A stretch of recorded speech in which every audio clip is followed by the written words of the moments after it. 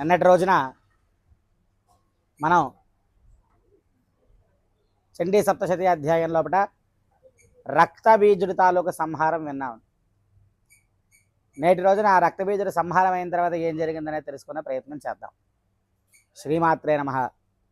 ఓం సర్వస్వరూపే సర్వేశే సర్వశక్తి సమన్వితే భయేభ్యస్త్రాహినో దేవి దుర్గే దేవి నమోస్తుతే. ఆపత్సుమగ్నస్మరణం త్వదీయం కరోమి దుర్గే కరుణార్ణవే శివే నైతచ్చఠత్వం మమ భావయేథా క్షుధా తృషార్తా జననీం స్మరంతి. అయితే రక్తబీజుడు సంహరింపబడ్డాడు అని తెలుసుకున్నటువంటి శుంభ నిశుంభులు ఇద్దరూ కూడా ఏం చేస్తారంటే ఈసారి స్వయంగా వారిరువురే యుద్ధభూమికి వస్తారు. ముందుగా నిశుంభుడు యొక్క అష్టమాతృకలతోని అలాగే ఉన్నటువంటి సైన్యంతో కూడా పోరాడతాడు. ఆ యొక్క సైన్యం అంతా సంహరింపబడతారు. అష్టమాతృకలు నిశుంభుణ్ణి సంహరిస్తారు. నిశుంభుణ్ణి సంహరించిన తర్వాత శుంభుడు ప్రత్యక్షంగా వస్తాడు. వచ్చి ఇంత సైన్యాన్ని ఇన్నిటినీ అడ్డు పెట్టుకొని నువ్వు గెలవడం కాదు, నీతో కదా యుద్ధం చేయాల్సింది, నువ్వేరా, నీకేమైనా సరే ధైర్యం ఉంటే, నీకేమైనా సరే శౌర్యం ఉంటే, అంత ప్రతాపవంతురాలవైతే నువ్వేరా అని చెప్పేసి అమ్మవారికి అనగానే అమ్మవారు ఒక మాట అంటారు. ఏకైవాహం జగత్యత్ర ద్వితీయా కామమాపర. ఈ జగత్తులో రెండో వస్తువు రెండో మనిషి అంటూ ఎవరున్నారు? మొత్తం అంతా కూడా ఉన్నది నేనే. ఏకైవాహం జగత్యత్ర, ఈ జగత్తులో ఉన్నటువంటిది నేనే. కాబట్టి నేను వేరు అవి వేరు కాదు. అహం విభూత్యా బహుభి, అవన్నీ కూడా నా విభూతులే తప్పిస్తే అది వేరు నేను వేరు, ఆ శక్తి వేరు ఈ శక్తి వేరని కాదు. సరే యుద్ధం చేయమంటున్నావు కదా అని చెప్పేసి ఆ శక్తులన్నింటిలోకి అమ్మవారిలోకి ఆవాహన చేసేసుకున్నారు. ఇప్పటి వరకు కూడా ఆ లోపల ఉన్నటువంటి అమ్మవారి యుద్ధభూమికి రాలేదండి. ఇప్పటి వరకు ఉన్నటువంటి శక్తులే. కాళీదేవి పోరాడారు. హుమ్ అనే శబ్దంతో ధూమ్రుడును సంహరింపబడ్డాడు. అష్టమాతృకల చేతిలో రక్తబీజుడు సంహరింపబడ్డాడు. నిశుంభుడు కూడా అష్టమాతృకలు కాళీదేవి చేతిలో సంహరింపబడ్డాడు. ప్రత్యక్షంగా అమ్మవారిని సింహవాహినిగా త్రిశూల పాశధారిణి మాతగా చూసింది శుంభుడు ఒకడే. కాబట్టి ఆ యొక్క శుంభుడికి అమ్మవారికి విపరీతమైనటువంటి యుద్ధం జరిగింది. శరవర్షై, వర్షం పడినట్టుగా బాణాలు వేసుకున్నారు, గదలతో యుద్ధం చేసుకున్నారు. సింహం యుద్ధం చేసింది, ఆ యొక్క సైన్యం యుద్ధం చేసింది. శుంభుడు మొత్తానికి అమ్మవారి చేతిలో సంహరింపబడ్డాడు. సంహరింపబడిన తర్వాత అప్పుడు లోకమంతా కూడా శాంతి చేకూరింది. నదులన్నీ కూడా సక్రమంగా ప్రవహించాయి. సరితో మార్గవాహిన్య, నదులన్నీ కూడా చక్కగా వాటి మార్గాల్లో ప్రయాణించాయి. కాలం చక్కగా తిరుగుతూ ఉంది.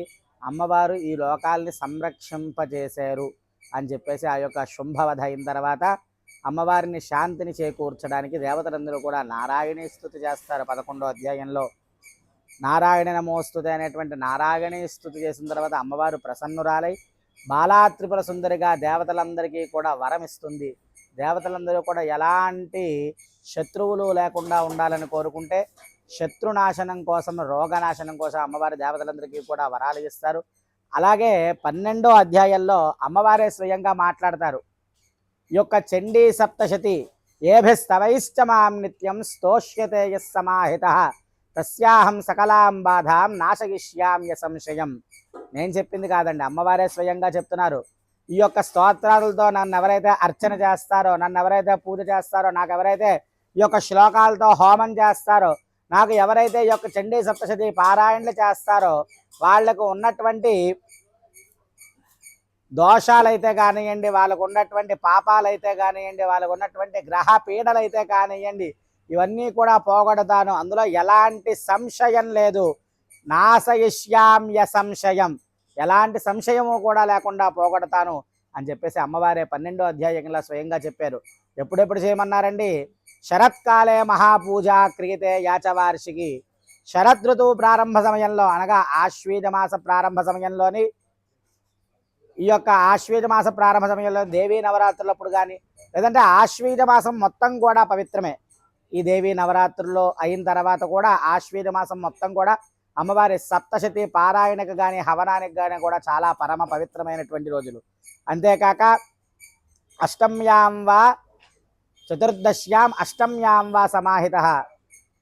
అష్టమి తిథి యందు కానీ, చతుర్దశి తిథి యందు కానీ, నవమి తిథి యందు కానీ, ఈ 3 రోజుల్లో ఎప్పుడు చేసినా సరే అమ్మవారికి చండీ సప్తశతి హవనం కానీ, పారాయణ కానీ చాలా ప్రీతండి. అలాగే ఇదంతా కూడా అయిన తర్వాత అమ్మవారు వరాల జల్లులు కురిపించిన తర్వాత ఈ యొక్క కథ ఎక్కడ ప్రారంభమైందండి? చండీ సప్తశతిలోని ముందుగా రాజుగారు వైశ్యుడు కదండి వచ్చారు. మొదటి అధ్యాయంలోని మార్కండేయ పురాణంలో మేధాఋషి ఆశ్రమానికి జీవితం మీద ఇచ్చ నశించి కదండి ఈ యొక్క మేధాఋషి ఆశ్రమానికి రాజుగారు క్షత్రియుడు వచ్చారు.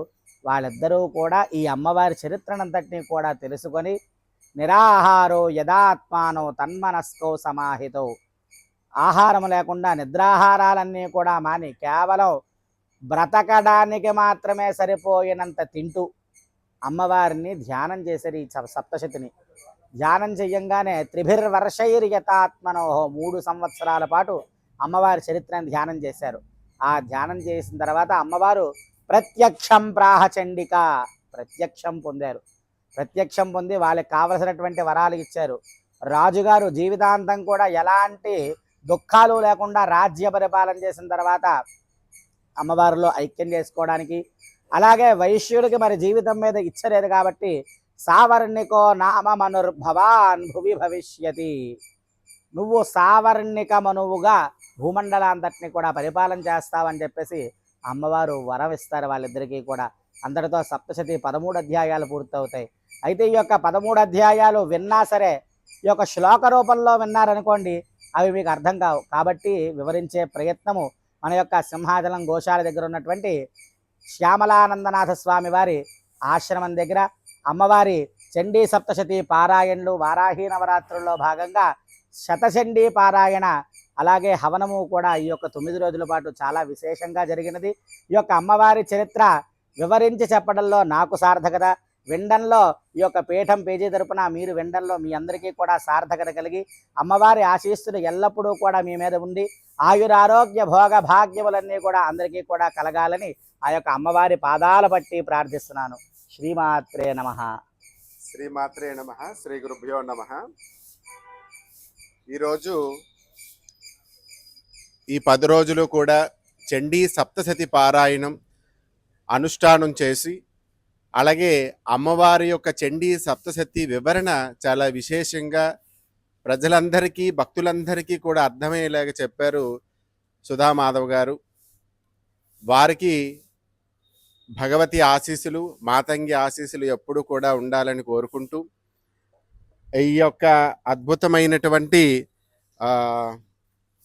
చిరు సత్కారం ఈయనకి.